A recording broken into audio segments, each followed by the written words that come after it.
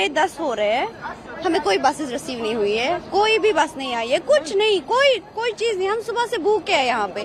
3:30 हम लैंड हुए हैं, अभी 10:30 हो गए और ये कोई रिस्पॉन्सिबिलिटी नहीं ले रहे हैं। ये J&K हाउस से है। हमने इनको सुबह भी बोला, we are very disheartened and we are very disappointed from our government। Delhi से श्रीनगर का बहुत ही नमस्कार दोस्तों, कैसे हो आप सभी। उम्मीद करता हूँ एकदम से सही सलामत होंगे और मैं भी एकदम से मस्त हूँ। तो पिछले कल तो जन्मदिन था, जन्मदिन हमने मना लिया। आपने भी एक झलक देखी होगी, क्योंकि मैंने जन्मदिन का कोई स्पेशल ब्लॉग नहीं बनाया था। तो कोई मेरे दोस्त आ गए थे केक लेके इसी जगह में, कॉफ़ी की टपरी में। तो हमने यहीं पर अपना जन्मदिन मना लिया। मुझे तो कोई आइडिया नहीं था वो आएंगे, लेकिन वो आए केक लेके, तो बहुत बहुत धन्यवाद उनका। और आज का जो ये ब्लॉग है, ये थोड़ा सा सीरियस टॉक होने वाला है किसी चीज़ में। ब्लॉग स्पेशल ऐसा ब्लॉग नहीं कि कुछ आपको वियतनाम के बारे में दिखा रहा हूँ, क्योंकि आए दिन सोशल मीडिया में बहुत सारी चीज़ें होते रहती है। मैं भी सोशल मीडिया को बहुत फॉलो करता हूँ, तो कुछ चीज़ें आपके साथ में शेयर करना बहुत ज़रूरी है। जैसे कि आपको पता है, अभी बहुत तकड़े वाला क्लैश चल रहा है इज़राइल और ईरान का, ठीक है, आप जानते हैं। तो इज़राइल में भी भारत के बहुत सारे लोग हैं और ईरान में भी भारत के बहुत सारे लोग हैं, जिसमें से 200 से ज़्यादा लोगों को। यहाँ पर गाड़ियाँ बहुत चलती है यार, इसका शोर होता है, लेकिन करे भी क्या, आदत से मजबूर हूँ। मेरे को यहीं पर बैठ के वीडियो बनाने होते हैं। थोड़ा सा फ़ोन को क्लोज़ कर दूँ या तो। जैसे कि आपको पता है, ईरान से 200 से ज़्यादा लोगों को ऑलरेडी रेस्क्यू कर लिया है। जब पहली फ़्लाइट ईरान से आई थी इंडिया के लिए, रेस्क्यू किया था 110 कुछ लोग थे। मैं एग्जैक्टली शायद इतने ही थे, मेरे को अभी याद नहीं हो, क्योंकि मैं कोई स्क्रिप्टेड वीडियो नहीं बनाता हूँ, ठीक है। तो उनमें से ज़्यादातर लोग थे कश्मीर के, ठीक है। तो कश्मीर के लोगों का भाई, जब उनको बस मिली थी कश्मीर जाने के लिए, तो उनका एक वीडियो सामने आया। एक लड़की खूब भड़क भड़क के कह रही थी, सरकार ने हमारे से वायदा किया था वहाँ से लाने के बाद में कि तुम्हारे को तुम्हारे घर तक छोड़ेंगे। तो सिंपल भाषा में कहता हूँ, मुझे नहीं लगता कि कोई देश अपने नागरिक के लिए इतना करता है जितना इंडिया करता है। सिर्फ अभी का इंसिडेंट नहीं, रशिया यूक्रेन का वॉर जब चल रहा था, और वो तो अभी भी चल रहा है, लेकिन जब बहुत क्रिटिकल कंडीशन उस टाइम थी, इंडियन जो स्टूडेंट थे वहाँ पर, मेडिकल के स्टूडेंट थे, उनको रेस्क्यू किया गया था, लाया गया था। और अभी भी सेम सिचुएशन में इंडिया जा रहा है, अपने नागरिक को वहाँ से लेके आ रहा है। ये बहुत बड़ी बात है, ठीक है। अभी आपको पता होगा इंसिडेंट कि जब ये वार शुरू हुआ, उस टाइम में इजराइल ने तो अपनी एम्बेसियां तक बंद कर दी सारे देशों में। उनने सीधा सीधा नोटिफिकेशन जारी कर दिया कि अगर किसी को कोई प्रॉब्लम है तो वो लोकल पुलिस को रीच कर सकते हैं, ठीक है।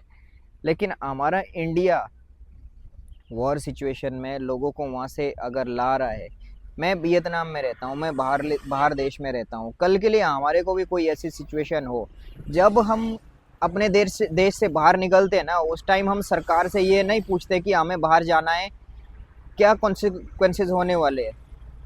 ये हम पूछते हैं उस टाइम सरकार से, क्योंकि ये हमारा अपना चॉइस होता है।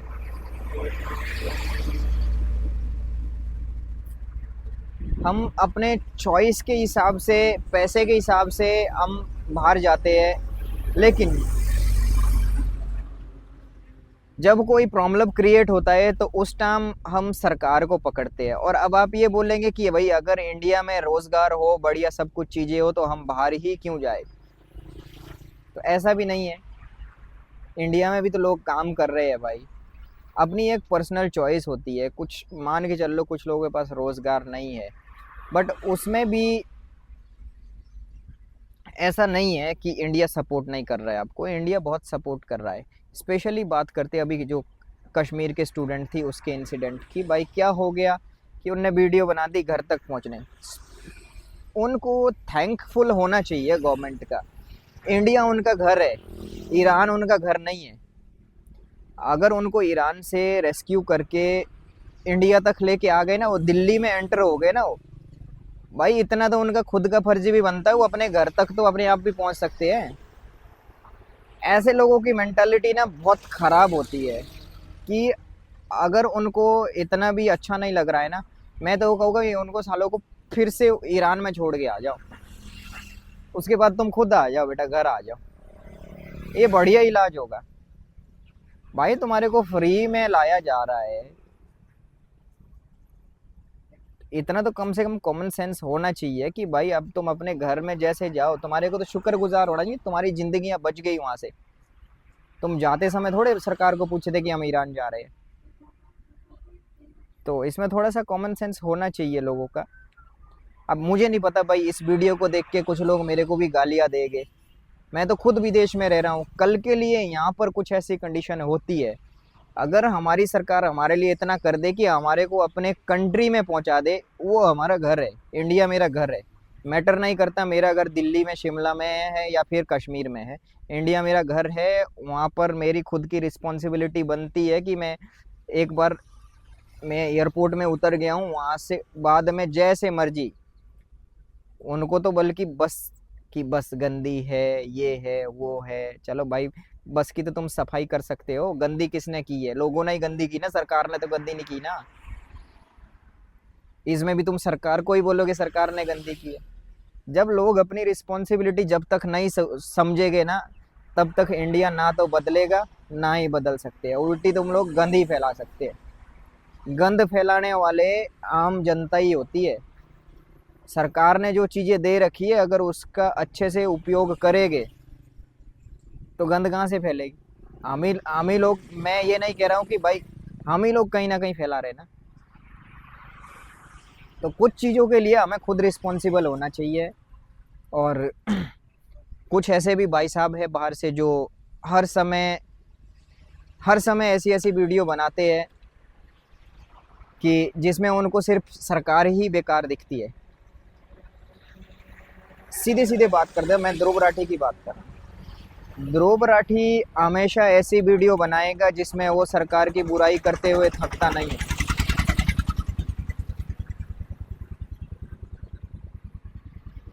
ऐसे और भी बहुत सारे यूट्यूबर है जो सरकार की बुराई करते हुए थकते नहीं है। मैं तो स्पेशली बता देता हूँ, मैं ये चीज़ पता क्यों कह रहा हूँ, मैं भी शायद इन चीज़ों को सपोर्ट करता अगर मैं इंडिया में होता। इससे लोग इन्फ्लुएंस होते हैं भाई, बहुत ज़्यादा इन्फ्लुएंस होते हैं, मिलियंस लोग उनकी वीडियो देख रहे हैं।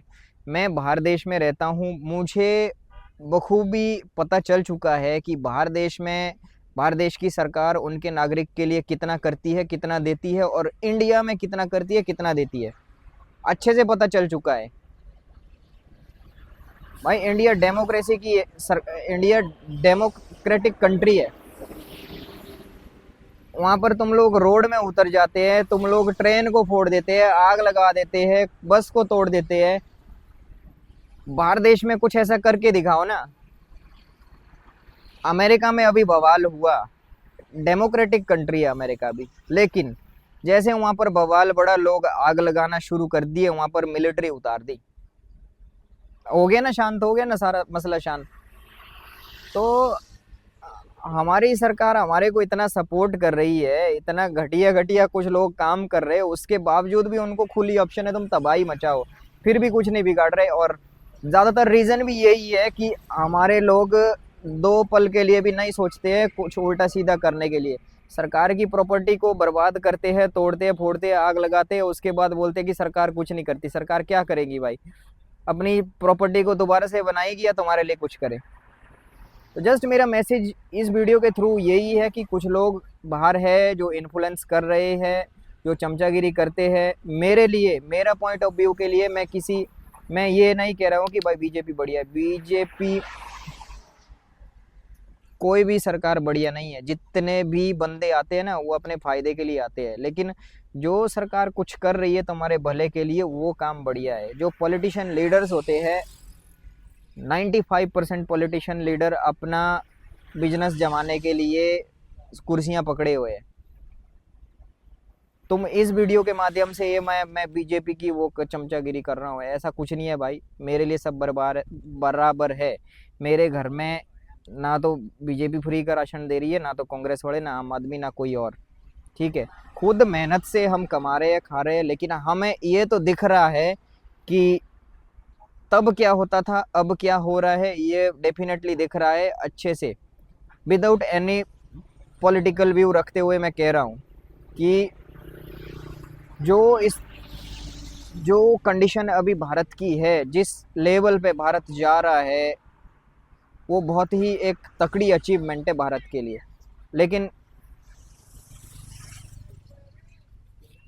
लेकिन इस वक्त अगर आप ये सोचोगे कि भाई सरकार कुछ नहीं कर रही है, तो भाई हमारे से बेवकूफ़ कोई आदमी हो नहीं सकता है।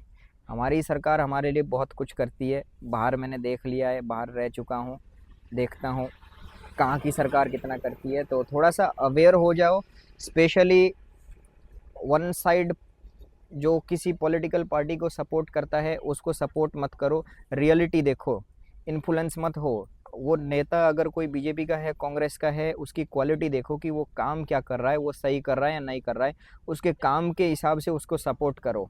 अगर आपके स्टेट में बीजेपी की गवर्नमेंट है, अगर वो अच्छे से काम नहीं कर रही है, उनको निकालो भाई, चूज़ करो, अपने आप से कुछ क्वालिटी लेके आओ।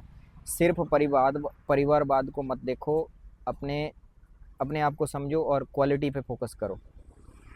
तो इस वीडियो में इतना ही बताना चाहूँगा। किसी को समझ भी नहीं आएगी शायद मेरी भाषा, मेरा थोड़ा सा बोलने का अलग तरीका हो सकता है, किसी को बुरा भी लगेगा, कोई मेरे को गाली देगा, तो एक्सेप्टेड है सब कुछ, क्योंकि मैंने जो पाया है, मैं देख रहा हूँ क्या चल रहा है हमारे देश में, तो उसके हिसाब से ही मैं बात कर रहा हूँ कि किसी के कहने पे इन्फ्लुएंस मत हो, अपने आप चीज़ों को परखो, जांचो और फिर फॉलो करो चीज़ों को।